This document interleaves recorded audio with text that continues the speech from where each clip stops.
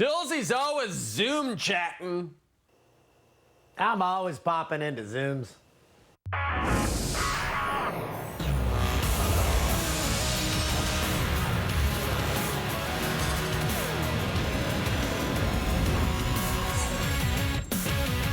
This is definitely no Zoom call. It's a real TV show, really from our homes. It's Sportsline with Jay and Dan, brought to you by McDonald's.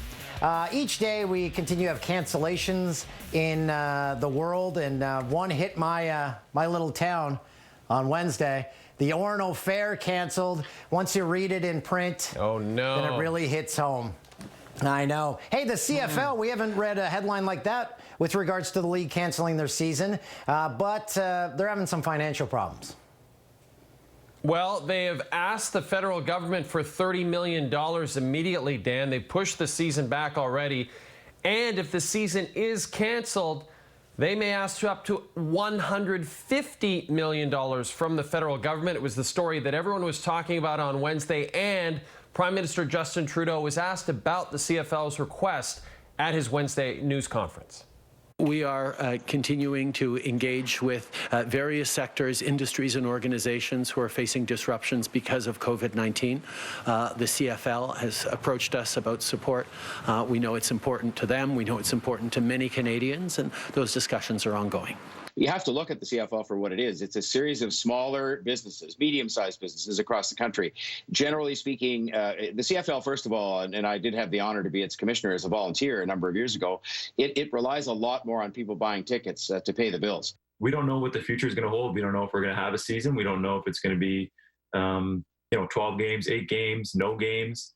And from there, we're not the NFL, we're not the NBA, we're not other major sporting leagues. So we're going to need some assistance. This does play a large part, I think, in the culture of Canada and uniting people through sport. And it's going on to 108 years now in the Grey Cup. It's been around for a long time. So in saying that, though, that doesn't mean that it's a given that we're going to make it through.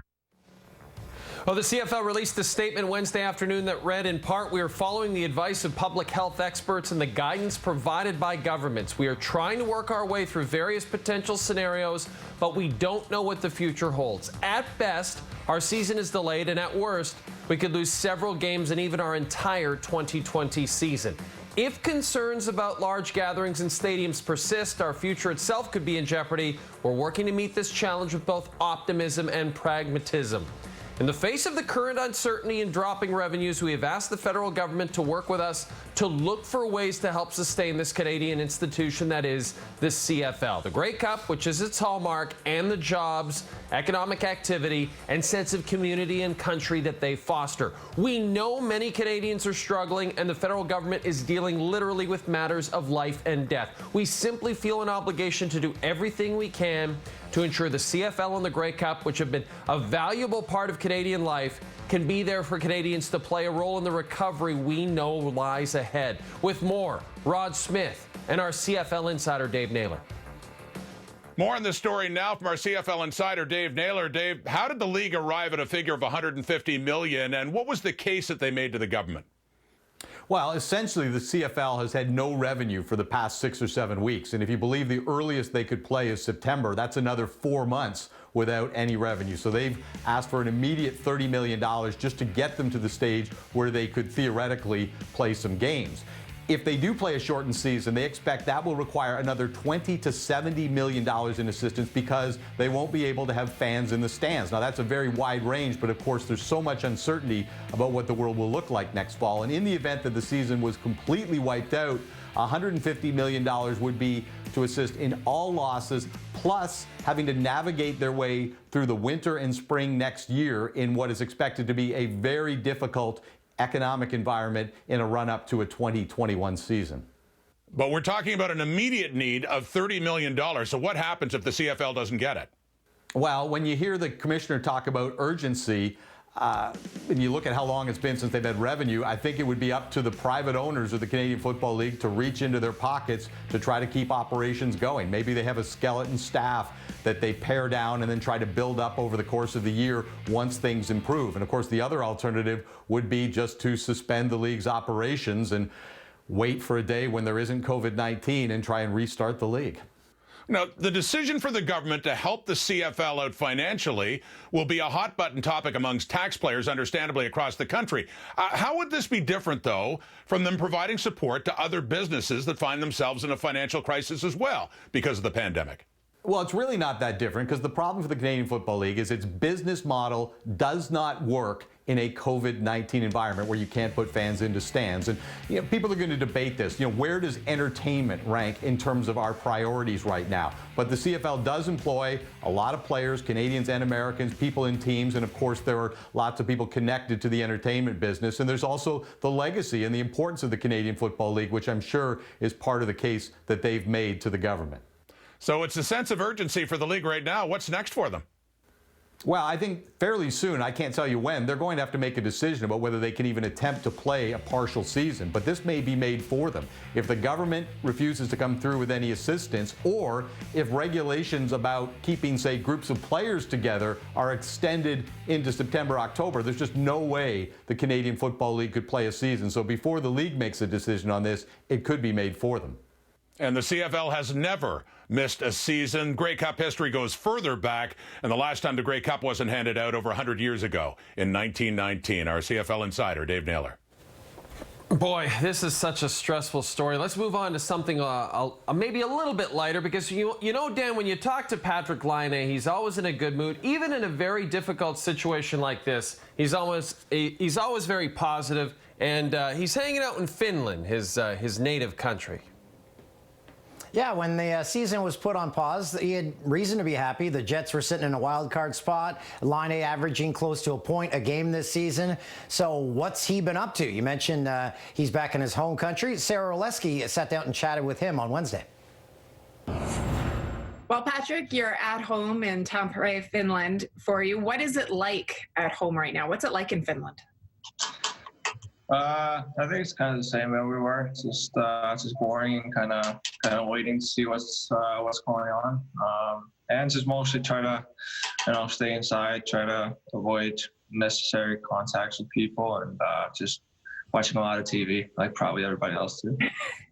It seems that every day come up with different possibilities that the NHL might look at in order to try to get there be the regular season or perhaps playoffs going. How closely are you following what's going on in terms of the league's plans?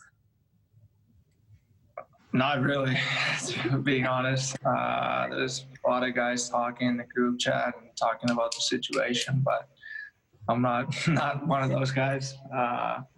I'm just, if they're starting the season, I'm just gonna go whenever I have to go, and I'm usually one of those guys who just, follows everybody else and goes somewhere when you have to. And but obviously, everybody's reading a lot of news and kind of all the rumors that are going on around the league and around all sports. But it would be fun to play right now. But it's kind of a tough situation. But hopefully we can, or the guys who are in charge, they can figure it out. What do you anticipate being the biggest adjustment when coming back, just in terms of kind of getting your game back up level? Because, it's hard to believe, but you look at, it was March 12th, yes, when everything shut down. Yeah, I think it's just, for me, it's just try to remember how to skate again, probably. Haven't been able to skate at all, or I haven't even touched my equipment yet. So I think that will be probably the biggest thing for me. Try to get my feel back. How confident would you be if that opportunity presented itself for you guys to be able to pick up where you left off? Yeah, I think I think we've always been good towards the end of the season, and now it's been kind of a different situation for us since the last two playoff runs for us. We were in the playoffs, so we didn't really have to think about making it to the playoffs because we were already in, already like a month before the playoffs started. So now it's kind of a different situation for us since we have to actually battle for a spot. But I think that's only a good thing since we've been playing pretty much playoff hockey for the last month already, if and when we make it to the playoffs. So I think it's going to be a good thing for us. Adam Lowry is the Jets Players Association rep, and he's the latest player to express concern over the league restarting at neutral sites and leaving their families behind. For guys with families, I think that's something it's a little unfair to ask them to be away from their wife and kids for an extended period of time. I know it's a business, and I know we have contracts and everything, but to ask guys to lock themselves away in hotels for months on end, and to be away from their wife and kids, or their girlfriends, or even their families. Some guys have parents that are sick and things like that. So I think it's that's kind of going to be a point of contention for sure. Coming up on Jay and Dan, you're not going to want to miss this. Brett Favre on Aaron Rodgers' future with Green Bay.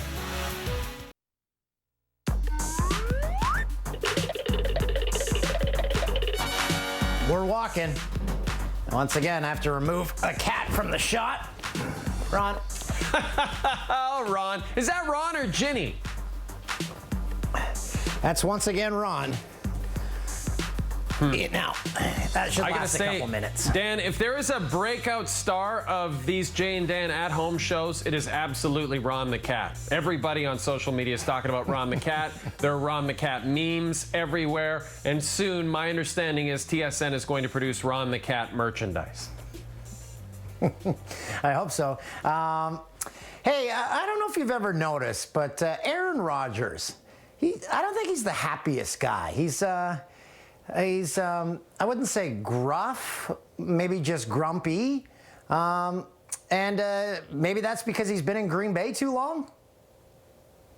Well, I know he wasn't too happy last Thursday.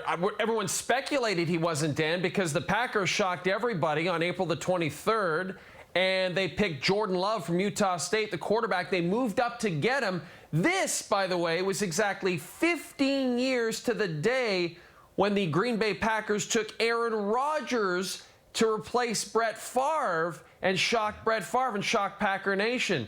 Is this happening once again? Is Rodgers heading out the door and Jordan Love going to be the new guy? Guess who they asked about it? Rich Eisen asked Brett Favre himself on his radio show Wednesday. They'd be idiots to think that Aaron is not capable of leading them to a Super Bowl, but it's proven that he can't do it alone. And they don't draft any weapons, not just in the first round, but any weapons that can help immediately, to my knowledge. And that just sends a disrespect message to what I would think to Aaron Rodgers. He has every right to be disappointed if he is. I guarantee you it's got the wheels turning in Aaron's mind, which if that's the case, then that means that there's a chip on his shoulder towards the organization that otherwise was not there. And so all he needs is a reason other than this reason. And I think Aaron will finish somewhere else. That's my gut. Yeah, he's not going to be very happy. There's no doubt about it. Dan, lots of Montreal Canadiens fans were not happy with us at TSN because Patrick Waugh was not included in our all-time Montreal Canadiens team. This is our all-time sevens. It's kind of a series we're doing, the all-time greatest teams from all 7 Canadian teams. Well, Dan, Calgary Flames fans are also going to be upset because I have some bad news. Roman Turek did not make the list. I believe our good buddy Theo Fleury did. So many questions. Does Fred Brathwaite make this team? That guy's amazing.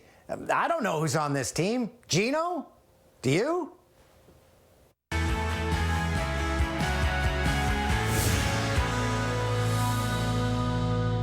Joined now by TSN hockey analyst and former member of the Calgary Flames, Jamie McLennan, and TSN's director of scouting and former Flames general manager, Craig Button.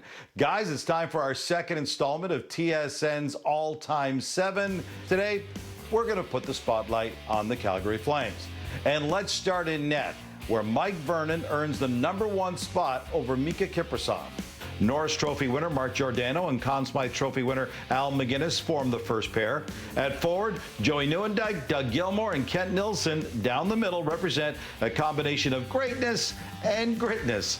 Jerome McGinley heads up an extraordinary group of right wingers, and one of those right wingers, Lanny McDonald, is the Flames' foundational player, the very definition of a player who's part of the very fabric of the franchise. All right, gentlemen, what do you like least and most about our Calgary Flames all-time team? What I like most, Gino, about this all-time Flames team is where you talk about the extraordinary depth of talent on the right wing. A footnote in NHL history, the only franchise to have 5 50-goal scorers play on the right side, you got it, the Calgary Flames. Jerome McGinley did it, but the 66 goals by Lanny McDonald, the foundational player, set the standard. Craig, for me, least, it's that checking line, the fourth line. Now, I'm going to take Jim Poplinski out of there because I would argue he played third line minutes. So I'm going to slide Colin Patterson over to the left side because he was a versatile player, and slide in Paul Ranheim, prototypical fourth line winger, good speed, scored 20-plus goals 3 out of 4 years. He's the type of guy that you want on that checking line. Any other quarrels about the lineup or the final cuts, Jamie? Well, Gino, you mentioned it right at the top. Mike Vernon getting the nod over Mika Kiprusoff. I would give the nod to Mika Kiprusoff as the #1 goaltender, the starting goaltender. This is a guy who played 70-plus games, 7 years in a row, won a Vezina, took a team right to the Stanley Cup Finals Game 7, came up short. But this is a guy who was always known as one of the best goaltenders on the planet when he was in his prime. Where's Paul Reinhart in all this? I mean, not on the team, not even one of the last cuts. Let me tell you what Paul Reinhart did from the 1980-81 season through 86-87. There was only 2 defensemen that scored more points during that time period than Paul Reinhart. They were named Raymond Bourque and Paul Coffey. During the playoffs during those years, he was almost a point per game producer during the playoffs. No other Flame had more points. I ask, where is Paul Reinhart? Speaking of omissions, we want to hear from you, the audience, now. What was the single biggest omission? You can join the debate and discussion by using the hashtag #AllTime7 on Twitter, and then you can vote on our poll at tsn.ca. And you can see the CFL draft Thursday night on TSN 1, 3, and 5 with your host, Farhan Lalji, and your analysts, Dave Naylor, Davis Sanchez, and Dwayne Ford, who looks fantastic in a beard. When we return, we'll tell you what we messed up, and as usual, we messed up a lot.